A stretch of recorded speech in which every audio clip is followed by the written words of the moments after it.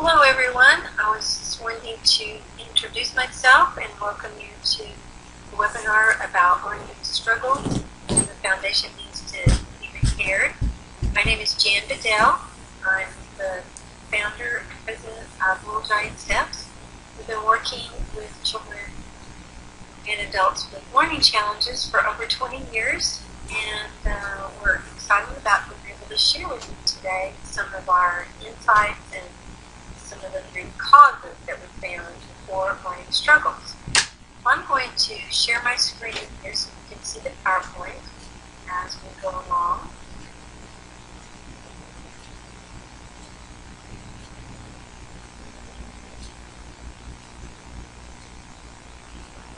All right. So, one of the things that our company is named is Little Giant Steps, and so that is kind of an unusual name.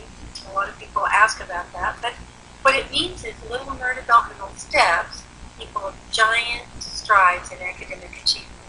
And that's what we found. When the brain is stimulated, it can do amazing things for us. I want to tell a little bit about myself. When I was in college, I wanted to be a wife and mother. That was my goal in life. So I was doing my degree in home economics education in child development. And that is something I really enjoyed doing. And then a few years after I was married, God gave me my wish and gave me two beautiful girls. So my girls, Alyssa is the one in the wedding dress. She's the youngest. Janae is the older one. She's the one that actually got me into this work because she had some real learning challenges. So I was searching and trying to find some real help for her. And when I found the Neurodevelopmental Approach, her function wasn't very good in reading and math and really in life. She had a number of struggles. And after we worked with her for 3 years, it was just life-changing. She actually works at La Madeleine Restaurant, and has been doing that for over 5 years. Really enjoys that, and of course, lets the manager know if he was late or if something is wrong anywhere in the store. So those are my girls, and I just want to do a little housekeeping here. I just want you to be sure to take notes of any questions that you have. We will take questions at the end. I'm just going to go through, and then I don't have any way really to get the chat or anything like that. So if you'll just bear with me to the end, and then we'll answer those questions. I think along the way you'll get a lot of your questions. Well, a lot of people question and want to know what is the Neurodevelopmental Approach, and it's basically looking at how the brain is organized, how it develops, and then helping enhance that in newly born children. Like I have a grandbaby that's 11 years old, and we've had great fun working with her on her development, or the way things can be fixed if there are some glitches in the neurodevelopmental system. So if there's a glitch, you may ask yourself some of these questions. I know my child's intelligent, but why is he so disorganized? His room is such a mess. He loses everything. His schoolwork is in chaos. He knows something one day and doesn't know it the next. He takes twice as long to do everything. And why does everything seem so hard for him? Those are questions that children, adults, and ask about themselves and about people that they know. Well, we have a certain paradigm that has developed in our country about learning challenges. And once something's repeated over and over again, you tend to believe it. That's what the paradigm is. And I believe there's myths about learning challenges that are going around, and that they're really not disabilities. They're actually neurological disorganization of the brain.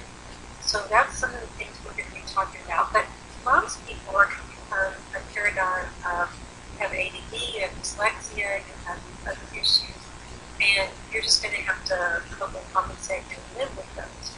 But we believe that there's another viewpoint. The viewpoint of professionals is that they've seen these individuals with these inefficiencies, and nothing different is done for them, and they remain in that state. Well, what we've seen is those individuals with those kind of symptoms, we rebuild the foundation and stimulate the brain at the root cause of those symptoms, and then those different symptoms tend to diminish, and often totally disappear. And that's the paradigm that I'm coming from based on a lot of experience that I've had. Now, all of these symptoms, all of these labels are symptomatic, what we call symptomatic labels. They have a certain number of symptoms on a checklist, and when you reach a certain number of those, then they call you that. Well, we believe, and our motto is to say no to labels and yes to hope, because again, those are just symptoms that are in the root aspect of the brain, and when you stimulate the brain, it responds through what we call plasticity. Plasticity is where the brain actually grows, but if it's not stimulated with specific information, then it doesn't really grow and develop like it should. So, just to let you know about where I'm coming from, I was a public school teacher, but the paradigm that I have did not come from being an educated teacher in the state of Texas.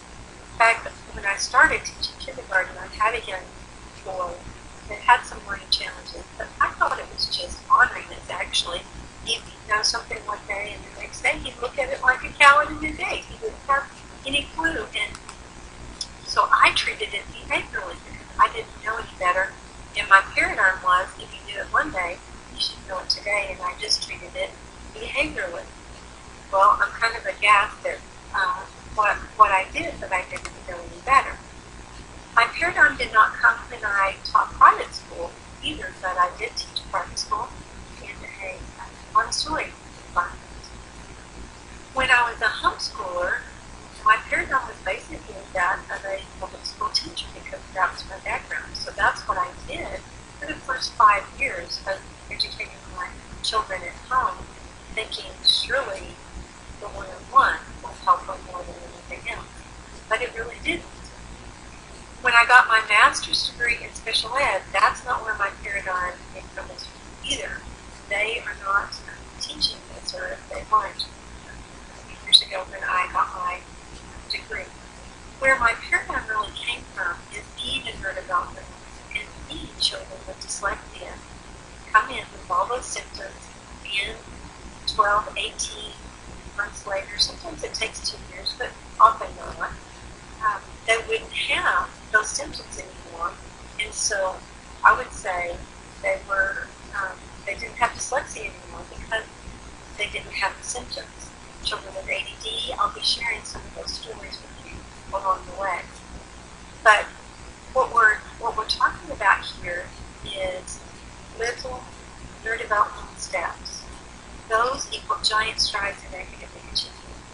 Again, when you stimulate the brain, it responds with better function. So, where do you start? If you have a child with a disorganized brain, you have disorganized behavior and disorganized function. You don't often think of it like that. You just think it's a behavior issue or they're not trying hard enough. But really, if you're expecting organized behavior from a disorganized brain, you're going to be very disappointed.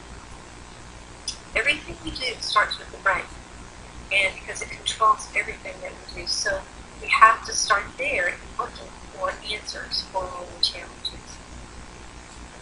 One way we like to look at this as a foundation of a house. And, the foundation is one of the most important parts of a whole structure, because if that is not solid, then everything put on top of it has a tendency to shift and doors don't open, windows stick, all of those kind of things where the function is not good. So we're going to talk about brain organization. We're going to talk about receiving information, processing, that's your short-term memory, and then storing information so that you have a broad picture of the foundation that the brain is supposed to have for an efficient life. Now this is one place where the brain is organized. It's on the stomach when the children are very young and infants. This is where the brain starts to get information from the environment as the arms and legs move against whatever the child is living on. They get information like, this is smooth, this is rough, this is warm, these are my hands, these are my legs, these are my toes. All of that kind of information is going into the brain and starting to organize through building pathways so that the brain can move the body through space. Here's something that I got from the internet because I always like to have other people confirm what we're talking about. This is a picture of the pathways that are built in the brain, and these people say that cabling from the brain to the body, these neural pathways must be complete and strong. The lack of developmental stimuli at infants results in a gap in learning challenges or learning abilities. Our societal practices of keeping babies upright is a significant factor in neurological disorganization. Now, what I'd say is many of our symptoms that we're seeing with our children are actually environmentally induced. In other words, we're doing things in our child-rearing practices that are causing some of these things to happen, and the good news is it can be reversed at any age. Let me just give you a little hierarchy of how the brain is organized. The spinal cord, that's when at that level, at the bottom level, that's when the movement takes place, that random movement that starts to get information to the brain from the tactile system. And then you go up from there and they start moving in a homologous way. That means both arms move together and both legs move at the same time. So they'll then kick like that, where both legs are going at the same time. Then moving up to the pons level of development, that's when you're crawling on your stomach. And I know this is a little bit confusing to a lot of people, but think about army crawl, because that's where, that's the real meaning for crawling on your belly. So army crawl organizes the pons level of the brain, and then creeping when you're in the knee, that organizes the mid brain. And all of this is in preparation for the cortex, which is the thinking part of the brain. So if there's a glitch in one of those areas that's not well organized, it's going to throw off your system all the way around. It has to do with organized thinking, organized movement, the coordination, all of that kind of thing comes from this level. So I can't emphasize enough how important this level is.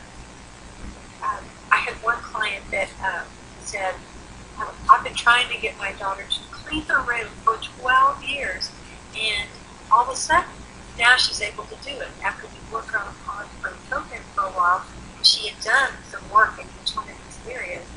She was able to just go in and clean her room. Before that, it was like Mom would go down the hall and say, okay, now the shoes, anything that looks like a shoe, put it away. And then she'd come back in a little bit, okay, toys are next. She had to organize all those things for her. And some of you may be able to really resonate with that. There is one of the webinars that I did, the Learning Foundations, the infant through preschool. Those are free on the website, and if you haven't watched that yet, I would highly recommend you watch that, because I was able to go into much more detail in that webinar than I'm going to be able to do here about this issue of movement. So, we're looking at the paradigms. One paradigm is that all learning challenges are for life, and hopefully by the end of this you'll see that that's not the case. And the other one we just want to mention briefly the learning styles, because a lot of people are know about learning styles, and they seem to think that that is the way that they need to look at their child. Teach to their learning style. Find out what it is and teach to it. There is some validity to teaching to a child's learning, especially in the interim. But the thing is, we avoid doing what we don't do well, and we don't get any better at it. So our belief is that if you teach to only one learning style, you're going to leave your child handicapped in all of the others. And there's certain things that are better understood through certain senses. So we want that information to come in. All of those senses, the auditory, visual, and the tactile, well. So let's look a little bit at how learning takes place. Our belief is that there are 4 steps to learning. The first one is receiving information. That's bringing information in to the brain through the senses. You bring information in through all your 5 senses, but mainly through your tactile system. That's how you feel. Your auditory system, what you hear, and your visual system. That's where the information comes to the brain. And then processing, that's your short-term memory. That's what comes in and fly back out. We'll go into each one of these in a little more detail. Storage of information is, where does that information go so that you can just pull it right back out? And utilization is taking all the information that you've received, processed, and stored, and then being able to use it in your everyday life. We're not going to be able to go into great detail about processing today, but there is a webinar that I did exclusively for auditory processing. It's called a Cornerstone of Brain Development. It was done on June 19th, but it's available in a recorded form on our website, littlegiantsteps.com. So let's look at what might be happening when the brain is disorganized in each of these areas. If it's disorganized in the receiving part, then the messages come into the brain and they're distorted. They're not giving the right information to the brain so that the person can react appropriately.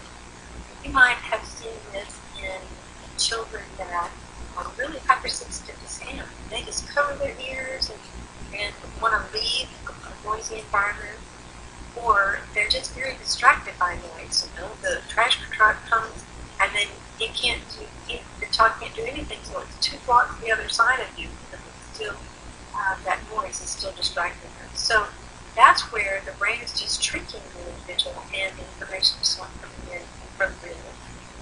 Then another area that's very typical is the touch, where the child is hypersensitive to touch, and the tags in their clothes are bothering them, and their socks, if they could just rearrange their socks one more time, maybe it would be okay, or certain clothes they just won't wear.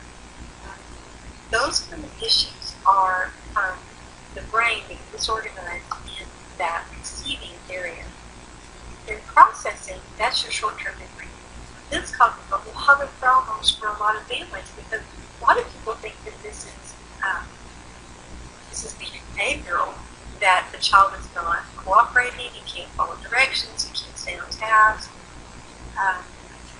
All of those kind of things are from the low processing information. We'll talk more about that. Storage of information, this is often very confusing to families, because like the child that I was talking about, he knew it one day, but not the next.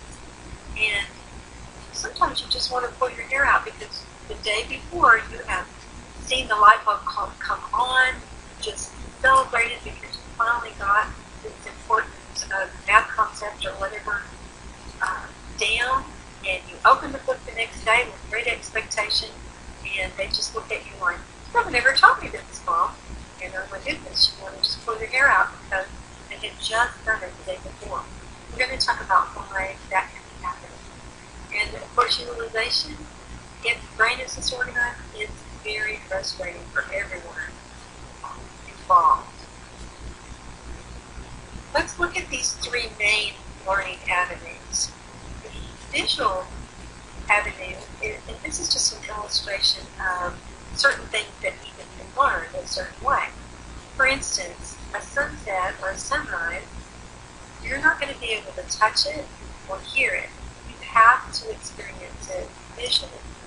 And so the input is coming through the visual channel. We talk about input and output. That means information coming into the brain, and output is the answers that the child will give.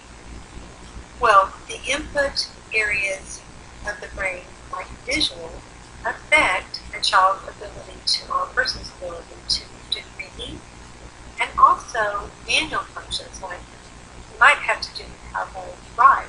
They can't write on a line, or they skip words or things like that. It could be because the visual input is not coming in clearly. So let's explore a few of those things where visual issues can be very detrimental to functional ability. The first one, most people are very aware of this one. This is acuity. This is how you see up close and see far away. That's your 20/20 vision. And a doctor can help with this to determine whether your child is seeing correctly or not.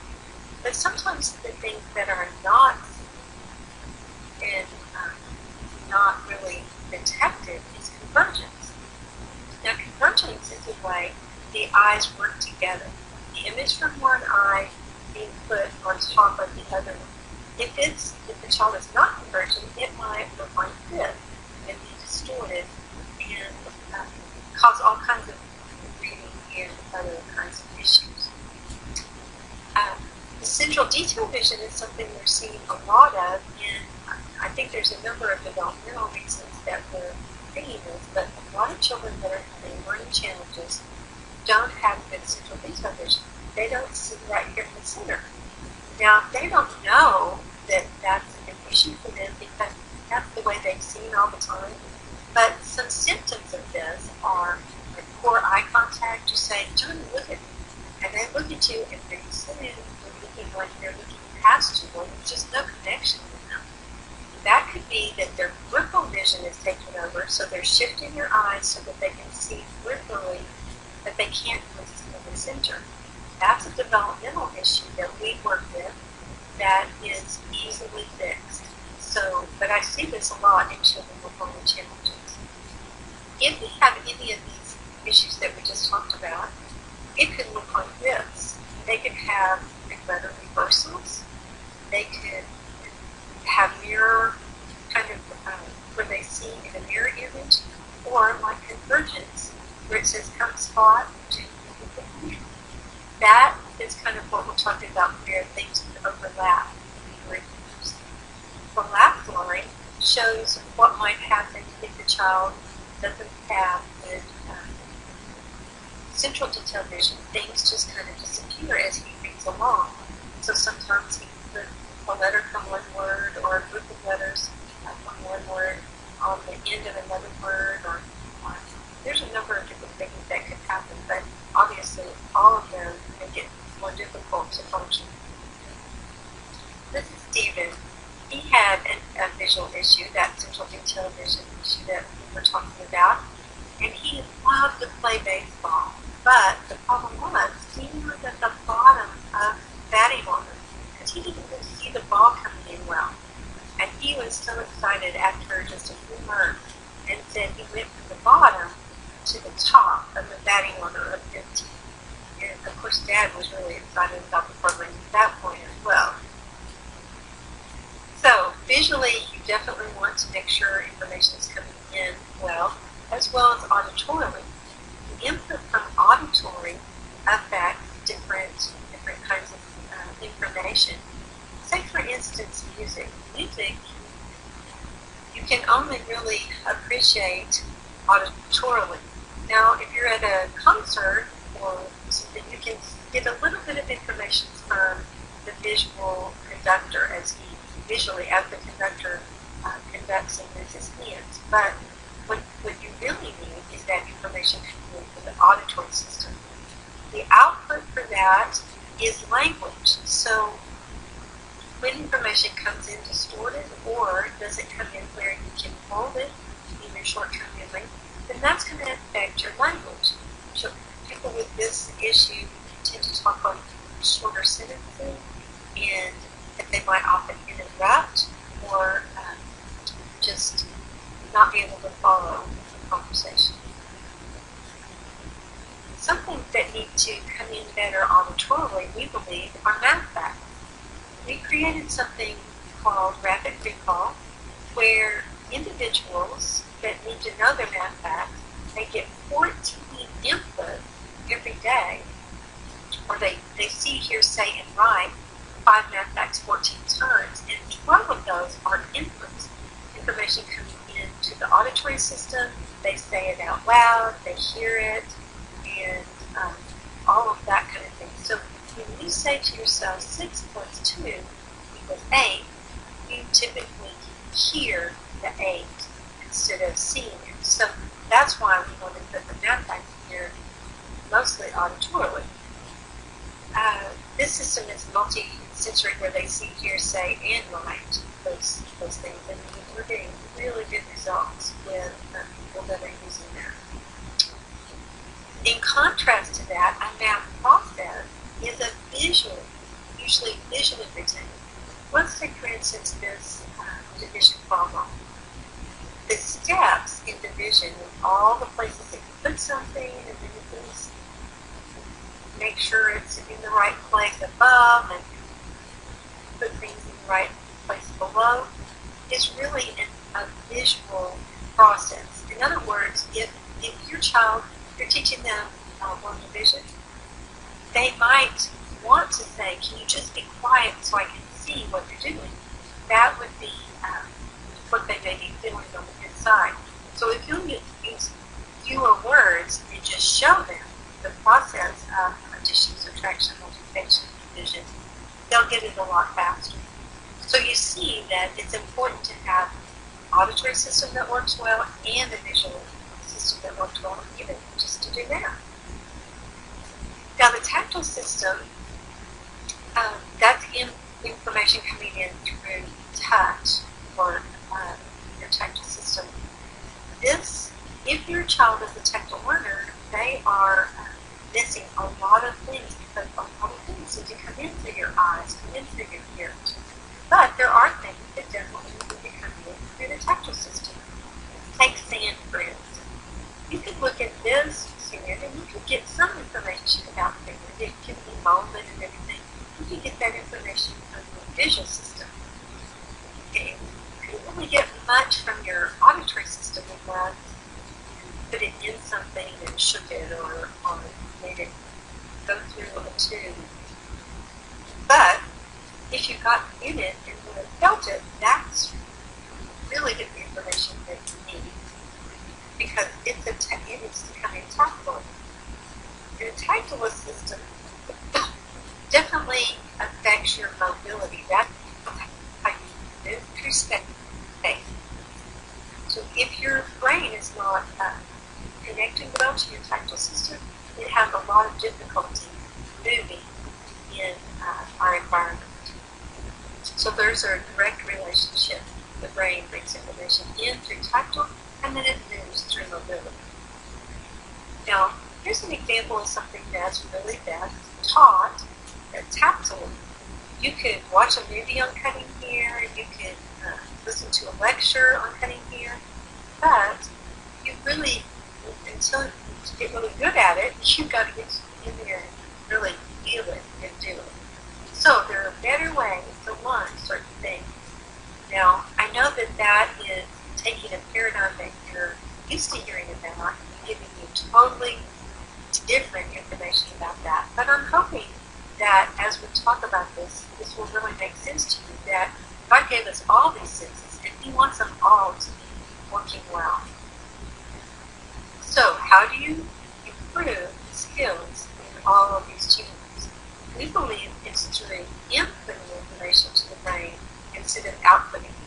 Most of education is focused on output. There's lines on the paper, blanks where you're supposed to put in all the time. So is based on output. But if you're having any struggles with output, which most children with blind challenges do, then you've got to look at the input and the input to the brain.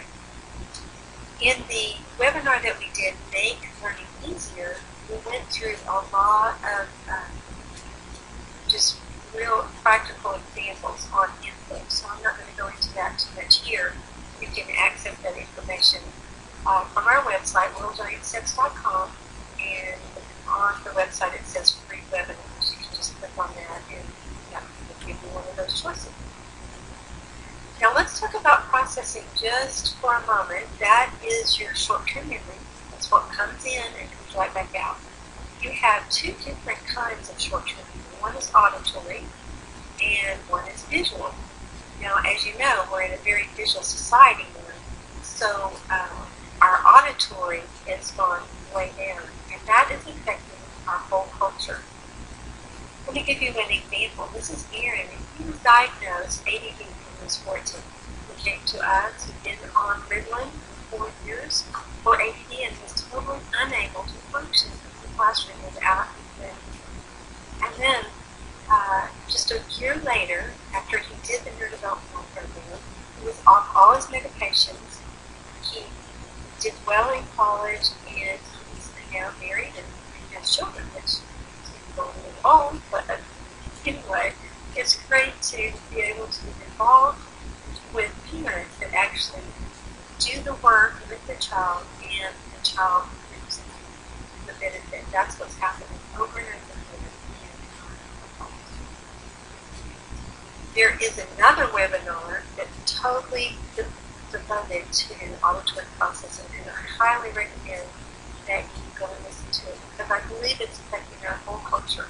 Our husbands and wife, that kind of relationship is affected by low processing. Bosses and employees, children and their parents, all of that can be affected by low processing. So find out more about that. One tool that we've provided for you is a free test kit. You can go on our website and click there, and it will take you to the store where you just put 0 because it's free.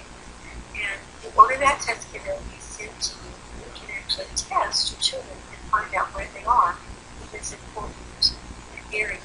It gives the instructions on how to do the test, and then it also will give you some things to do about it.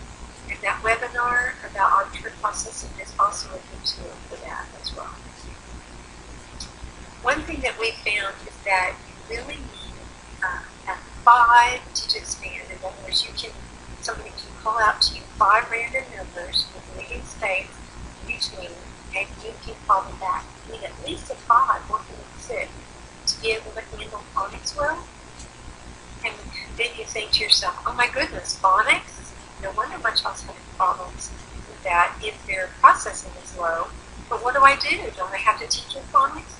Well, let me tell you, I believe that we are visual readers. As soon as we know a word, then we just read it. We don't ever sound it out again. Now, don't get me wrong. Listen to me carefully. Phonics is a fabulous way to teach reading if a child's processing is higher. But if they're not, they tend to struggle with that quite a bit. So, phonics is great.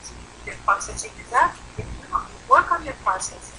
Well, we teach them to read visually, and then bring the phonics back in after their processing is up. So it's not a either or. It's good to have a sight word vocabulary. Let me just prove that point to you right here. I want you to read this for me right quick. It's just a partial piece of words.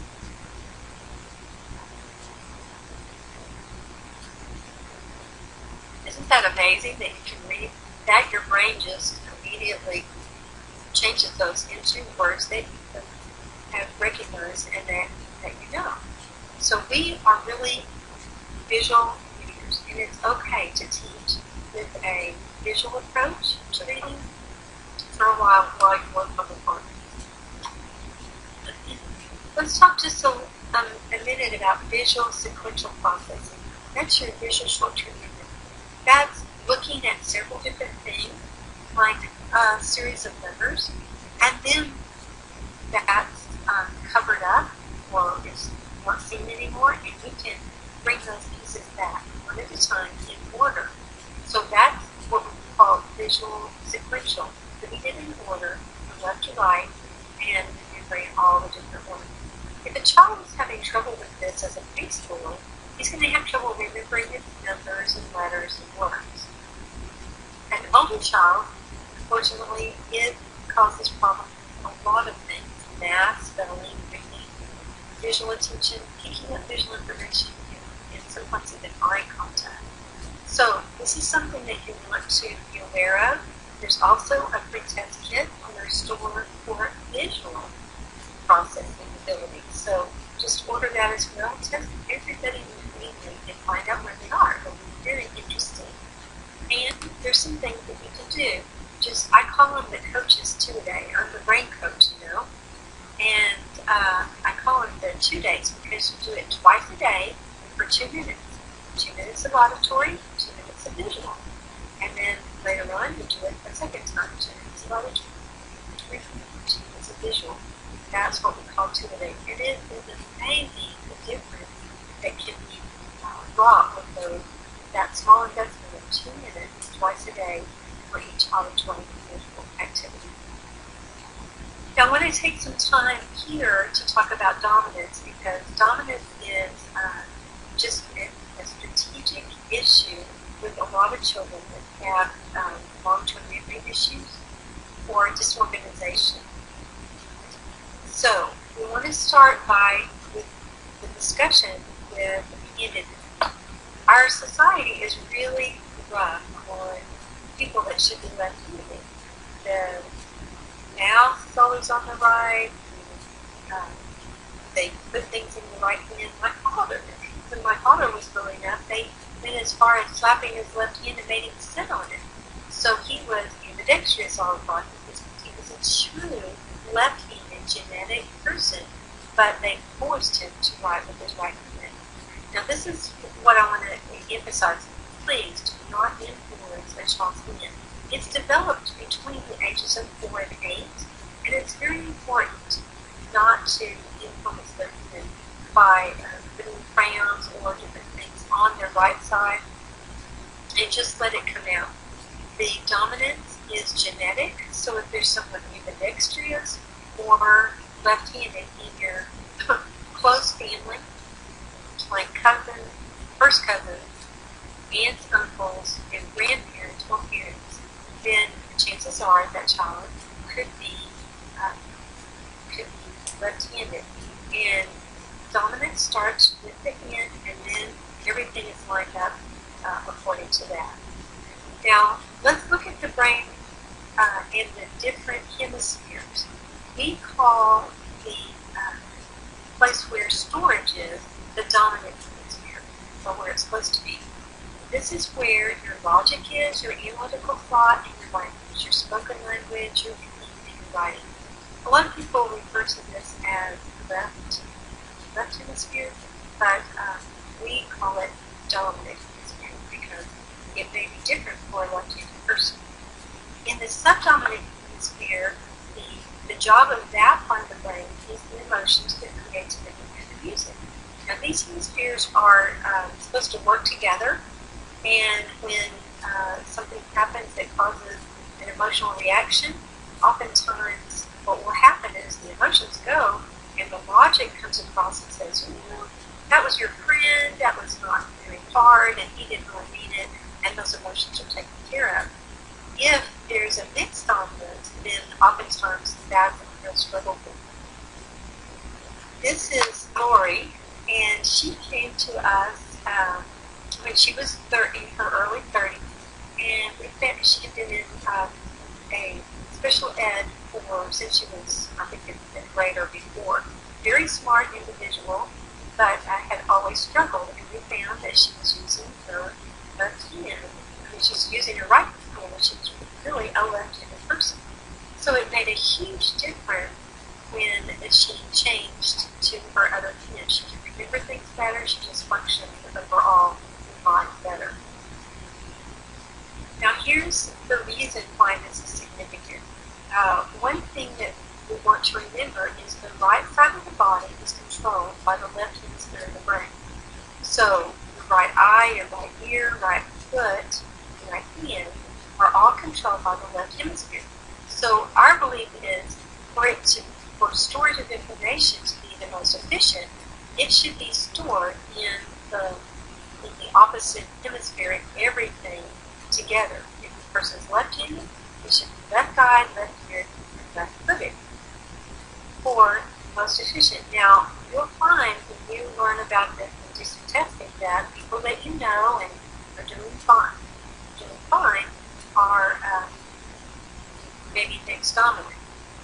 About 40% of the population is mixed dominant, but what we've found is when the dominance is lined up, and it can be changed, that the person just functions more efficiently. It's kind of like having a particular computer and plugging it into high-speed internet, and it's being plugged into dial-up all this time. The difference in that is just amazing. It's not a matter of how smart the computer is, it's a matter of the function because of the pathway. So efficient storage would be like this pristine library where you can go to a particular spot, pull out a particular book, and get that information that you're looking for.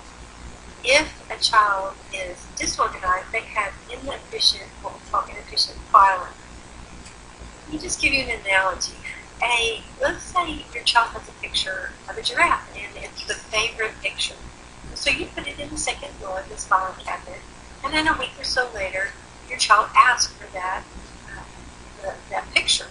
You say, no problem, it's in the second drawer. You pull it out, but it's not under G for giraffe.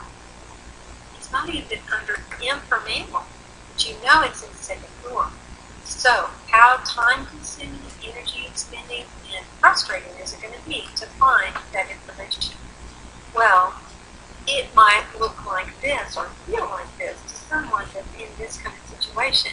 You know it's back there somewhere, but that pile is too difficult to pull that information out. And either someone's going to work and work and work to find it, or they're just going to say, this is too hard, I am out of here. So, let's look at how you might test for eye dominance. There's a near point eye dominance and a far point eye dominance. You want to look at both. The near point is really pretty easy. What would they put their eye to if it had only one hole and they had to look through it? A kaleidoscope, a telescope, a microscope, a camera. What would they put their camera to if you just gave it to them and they put it up to their face? That's a pretty good indication of a near point eye dominance. At far point, a lot of people discover their eye dominance when they go to shoot, because a lot of the people that do this know about eye dominance, and it's how you sight with something. So you can actually take a toilet paper tube and have the individual hold it out arm's length and have them look at you through that tube. You can look right down that tube and see which eye they're using. The ideal thing is for that them to be looking on the side of the hand that's dominant. So if they're right-handed, they've been looking at their right eye. If they're left-handed, they've been looking at their left eye. Then with ear dominance, you can do a number of different things. You can hold something at their midline, and a watch or a shell or something, that tell them to put their hands behind their back and just lean down and see if which ear they put to that. Like, can you hear this clock tick, or can you hear the ocean in the shell? The questions you can ask. Most of the time, adults will put their phone to their dominant ear. Now, I highly recommend earphones, like I have, because it will help you with your dominant ear. I used to be quite a multitasker, and I would be talking on the phone with my phone against my left shoulder and doing everything with my right hand. So I don't know whether I made myself left ear dominant because I did that so much, or if I was just left ear dominant, so I did that naturally. But anyway, it was very inefficient. And as an adult, I changed my ear dominant, and it made all the difference in my functional ability.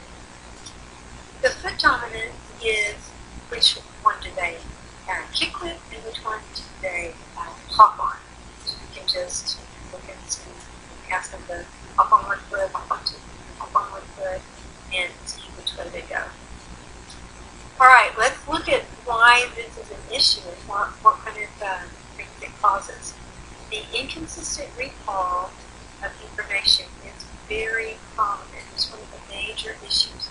This is the person that knows something one day and doesn't know it the next. They put that visual information, for instance, over, and they just can't find it. The other mixed dominant issues are lack of analytical thought and logic. You just can't reason with them. And I encourage you not to try when they get emotional, and try to get them to calm down first and then reason with them, because they really can do that from that side of the brain when they go into the emotional state. A lot of times the symptom is they just have their emotions on their sleeve. They're just very emotional all the time and easily upset, hard to calm down, that kind of thing. And then when they go into their subdominant, which can be caused by stress or any type of thing, a lot of times stress does it, especially in a tense situation. They go into their subdominant, and it's just like a lock cabinet. They can't find the information that they have. And they could walk out in the hall, and you could ask them that same question that they couldn't remember, and all of a sudden they will come back to them in an unstressful situation. So this is often confusing to parents too, because you study and they know it, and they go take the test, and they vomit. So this could be one of the reasons why. Now let me just give you an example. Let's say this person is right-handed, and they're right-eared, right-footed. Everything's right except the left, and their left eye is the one that they're using for storage. Then you will see a visual long-term memory problem. You'll say, I know this child is smart, I can tell him anything and he can remember it, but if he reads it, he can't remember anything. It's really puzzle for a lot of people. Well, let's say a different individual is right-handed, everything's right except his ear. His ear is left. This would cause a problem with auditory long-term problems where the storage of the information is in the wrong place, they go to their language center to get it, and they can't find it. So the neurodevelopmental approach has answers to these kind of things. These are some different people we've worked with. We don't label anyone dyslexic, but if they come in with that label, we just charted them to see what some of their progress was. On this chart, this is children ages 8 to 14. The blue is where we tested them the first time, and then 4 months later, on their second evaluation, is where the red is. And each one of those different lines, the whole year of improvement. So some children didn't go very far, some did half a year, a year, and some did more than a year of progress. So we're very excited about turnaround for individuals with dyslexia. Here are some that, that was their word recognition. This is comprehension, which is classically a problem for children with dyslexia. You can see that there's great progress for many of the children in just 4 months' time. Another comparison that we did was we wanted to find out what were the similarities with the children with dyslexia. Well, we found 97% of these children had low auditory processing. 100% of them were low visual processing, and they had mixed dominance. 95% of them both with their ear and their eye. Some of them had only one or the other, but had average, 95% had both. With ADD, we found a similar thing. 99% had low processing, 100 visual low processing, and almost 100% of the kids with ADD, out of 87 that we had, were mixed dominant. To kind of sum up the seminar, the webinar that we're doing, is I'm hoping that you have hope. That's my desire, because you started to educate yourself to know what some possible causes of the labels are, and the symptoms of these labels that overload the tactile system, the auditory, and the visual system. And then some solutions that work on the root cause and eliminate those symptoms. We're going to talk about those solutions. One of the solutions is a good place to start in those steps to better function are the free articles that we have on our website. So you can go to littlegiantsteps.com and access a lot of articles by my associates that are also neurodevelopmentalists, and get some real good tips and understanding about what's going on in your loved one. Then another thing that I've done is create something called Early Warning Foundations. Now, this was designed for prevention, but can also be used for help with any kind of situations. The level 1 is a preschool level. It takes them through their developmental steps and gives them stimulation to different parts of the brain, as well as a math program. Then level 2 is a kindergarten, and it also includes the neurodevelopment. And many of the children that went through this, it includes rapid recall. The kindergartners that have had that first week period, half the class could do between 30 and 50 math facts in 2 minutes. Correct. So it's working really well, not only for the academics, but for the brain function. We also have a level 3 that goes, it's basically designed for first grade, but when they come out, they should be ready to do third grade work, so it's really accelerated, or you can go a little bit slower if the children are struggling. But it also includes the development. Another solution is to order the neurodevelopmental DVD, and this is a 2-hour webinar, workshop, seminar, that actually gives you some things to test for and teaches you what to do about what you learn. So it's a very good resource. I have some people say, I did everything you said to do in that, and my child body has changed. Now, to take a little step further and give you more tools, we've taken that same seminar and put it in what we call developmental foundations. And this is where all of the things from the seminar are put on a track to run on. So you've got instructions from a website that tells you exactly how to do everything that in here, and it gives you all the tools to be able to do that. There's rapid recall, some things for tactility, little brain organization, and auditory and visual processing that we talked about here. We do have a coupon that we're offering to anyone that's watching this. You can just contact us and ask for that, or it may be on the website as well under the free webinars. So this is what it looks like. There's web training here. That means you go onto our website. I teach you how to do each of the activities, and then there's someone that does it for you with an individual, so you can see exactly how to do it. And don't forget, we've got some coupons.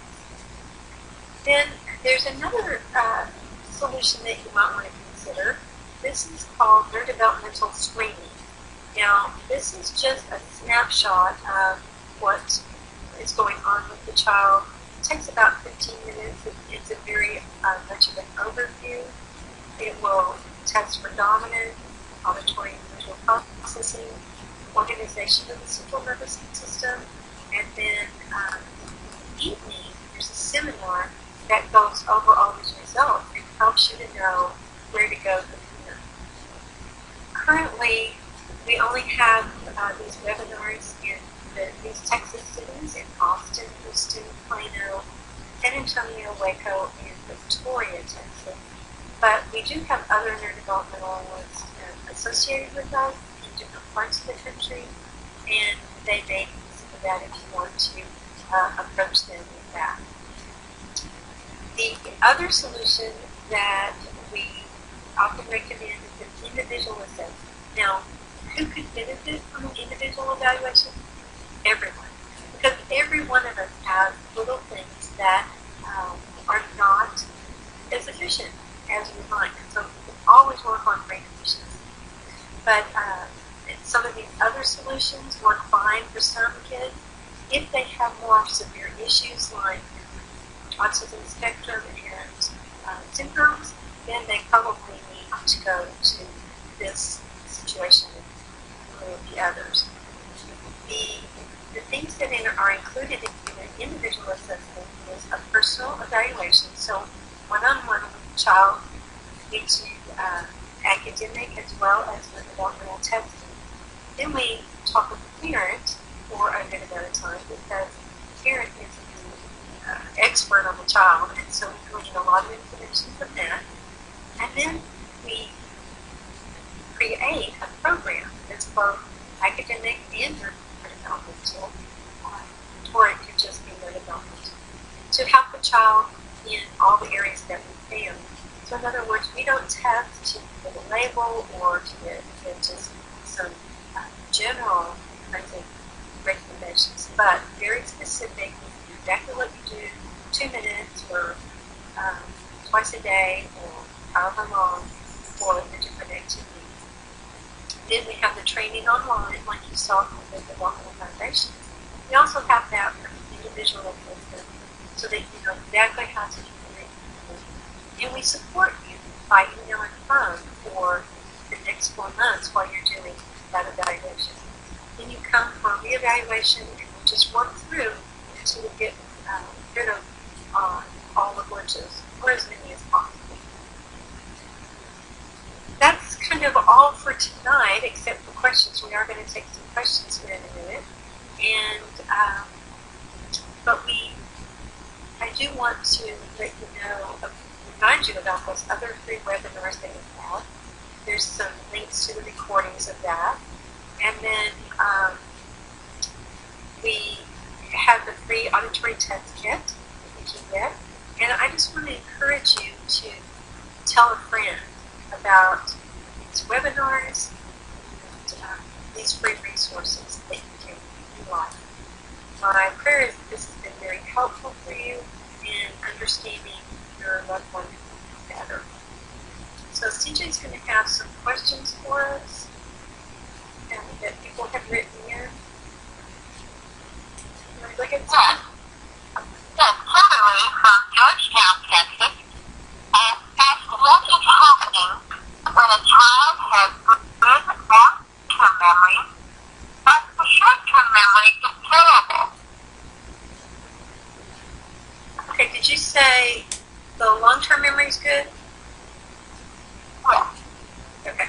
Can you still hear me? Yes. Okay. Not on the phone, but through the computer? Yes. Okay. All right. So the long-term memory being good may mean that they're using the correct eye and storing it in the right place.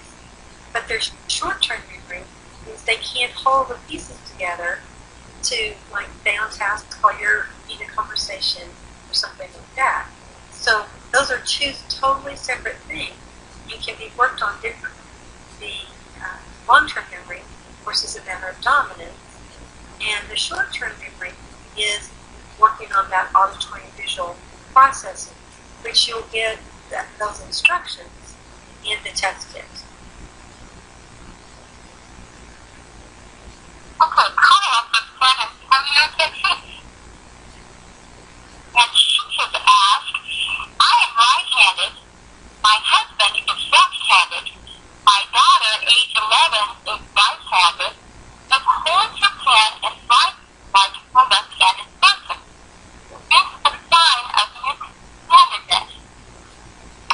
okay. So she is holding her pencil like a lefty with the crook, but she's right-handed. It's not always an indication, but it could be something you definitely want to look at, especially if they went to preschool early. They were influenced by putting crayons and things like that in their hand at 3 and 4 years old. And this can be a real issue. So I'd look into it. Give her a trial. Let her try something on the left too and see what happens. Okay, that's a significant perspective. Do you require every child who is on program to include an eye at some point in their program? Or is eye occlusion only for children who have specific dominant eye issues? Okay. Yes, we don't do anything that's not necessary. So if a child was using their eye, their dominant eye on the same side of their hand, we would do nothing about that because there's nothing to do. But if their dominance is opposite, then what we do is encourage the eye that should be dominant to be working more by what we call occluding, and that means covering one of the eyes for a certain period of time. It's always less than 4 hours of time. So no, we don't just blanketly do that. It's only for a specific purpose. Diane from Charlotte, Tennessee says, how can I find a general educational specialist in my area? Okay. I know this is the world's wide web, so you could be possibly from anywhere. If you're in a foreign country, we may be able to help you through Skype and video. But if you're in the continental United States, and we have somebody in Alaska as well, you can look on our website, littlegiantsteps.com, go to the evaluation area, and it will say evaluation locations. And just click on your state, and it will tell you who the neurodevelopmentalists are in your area. Hey, from Oklahoma, how do you correct ear dominance? Okay, the way you correct ear dominance is by what we call occluding. And again, what we're doing is putting something in this ear to just dull that sound. It just takes out about 22 decibels when you put an ear plug in, and encouraging the brain to use the other ear. And it takes typically about a year to switch the ear completely, and it needs some stimulation every day, 7 days a week. Rebecca from Indonesia says, life is busy and you can't always find time to do all the cross-pattern movements and visual or auditory vision tasks. What is the most important thing to do? Okay, so we're looking at lower level organization in this question and processing, which is your auditory visual memory. The thing that affects your overall functional ability, probably the most, I would say, is auditory processing. So I would try to get that in more times than not. But your overall organization of your brain is through the lower level movements and cross patterns. So if it's something that you consistently can't do both, then I would just alternate days, because they're both extremely important. That's all the questions we have today. Okay, well, I just want to thank you all for being here and joining us for this webinar.